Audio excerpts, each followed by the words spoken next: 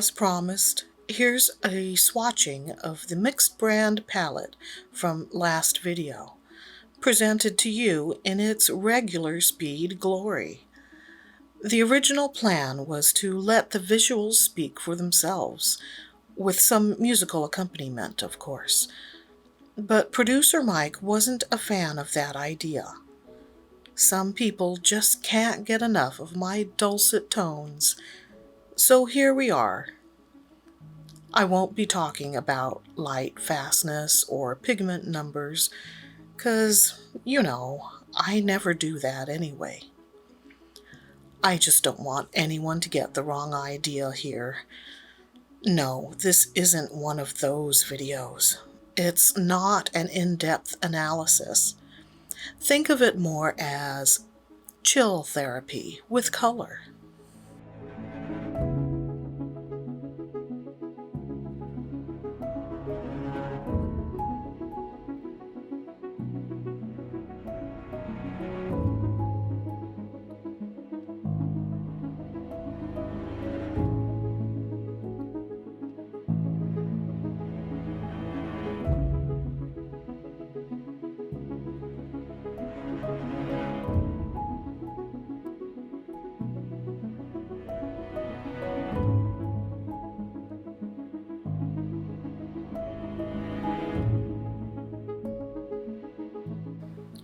For a cool yellow, I'm happy with Hansa Yellow Light from Daniel Smith, so I didn't add one from Holbein, even though I do like their permanent yellow lemon, or so the big divot in the old half-pan tells me.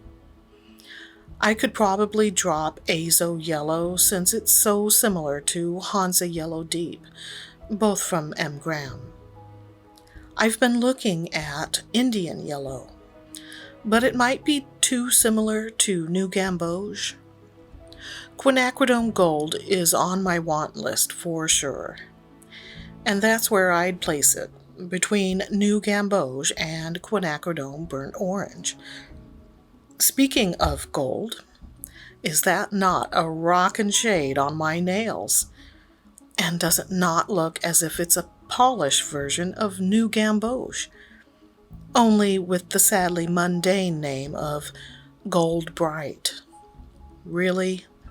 Gold Bright?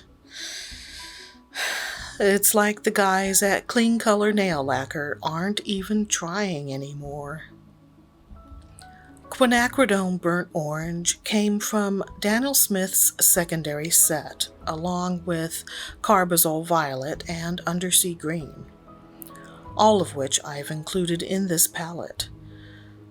I'd like to add a Raw Umber, which seems like a nice dark brown, but it might be too much like sepia. But this is my palette, darn it. If I want to have 8 browns, then I'll have 8 browns, because I like the look of transparent brown oxide and Van Dyke brown too.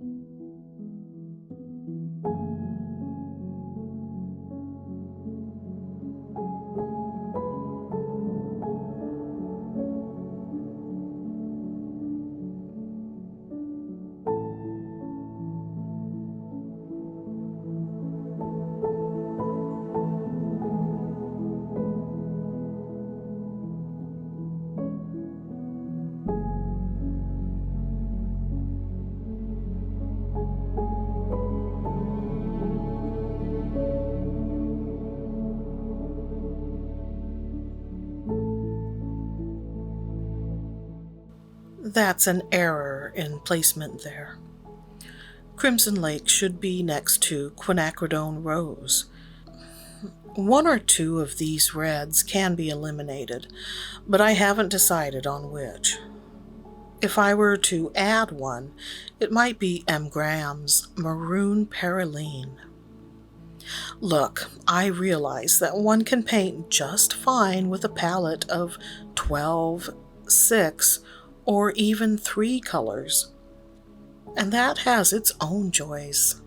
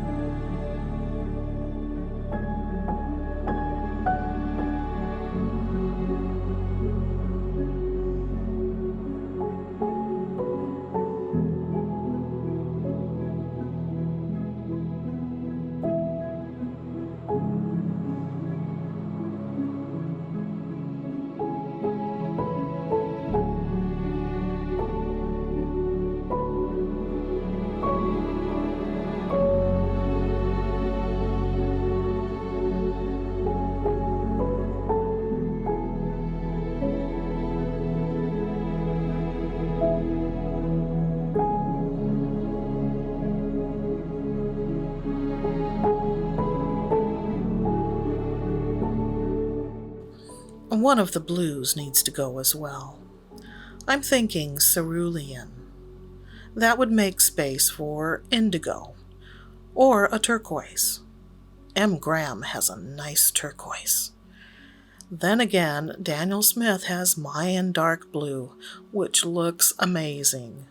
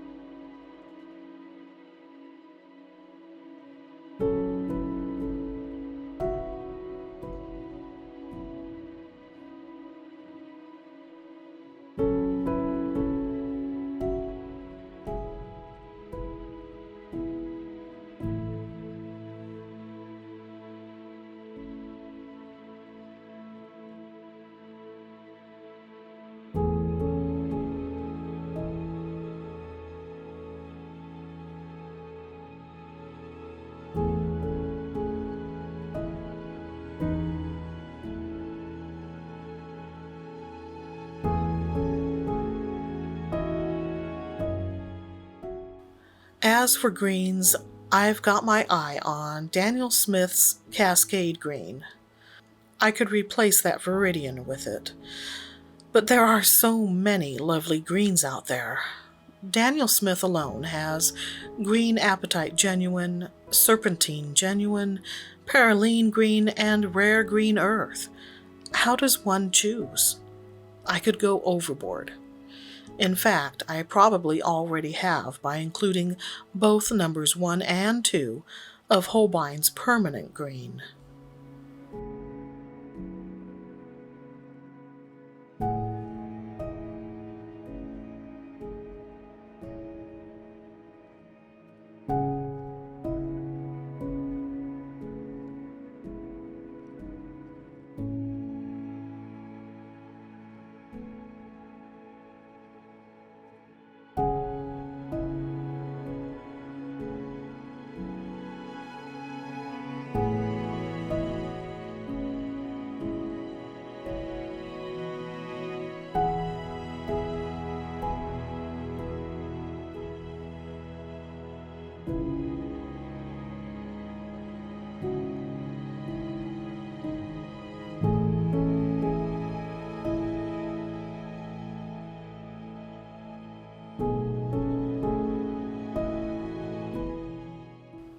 That is a water brush.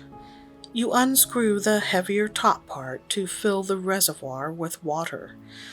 I haven't done much arting on the go, but I imagine it would work well for mobile use. It came in a set of 6 sizes, 3 flats and 3 rounds. I haven't used them much since getting my Princeton Snap brushes, and since I had a water jar handy, I didn't make use of its own water supply during this session. But this size flat brush was just right for this job. No, I don't need 6 reds or 6 blues. But for me, this array of varying shades is like a creative taunt, a grown-up playground dare, a sort of, go on, you know you want to.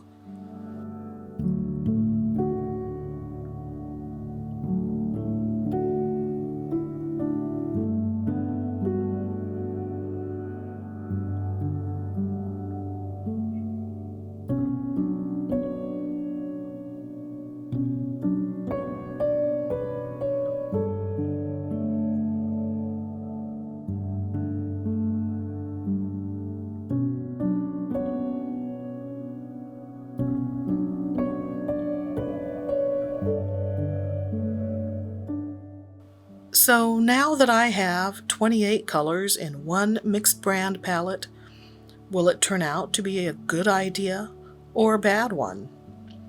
Keep your eyes open for future videos and find out. I'm happy to share this swatch card experience. If it made you happy, go ahead and like, share, subscribe, or comment. It's free. Heck, use your alt account so no one will catch on to your sketchy YouTube tastes. Until next time, stay artsy, my friends. I double dare you.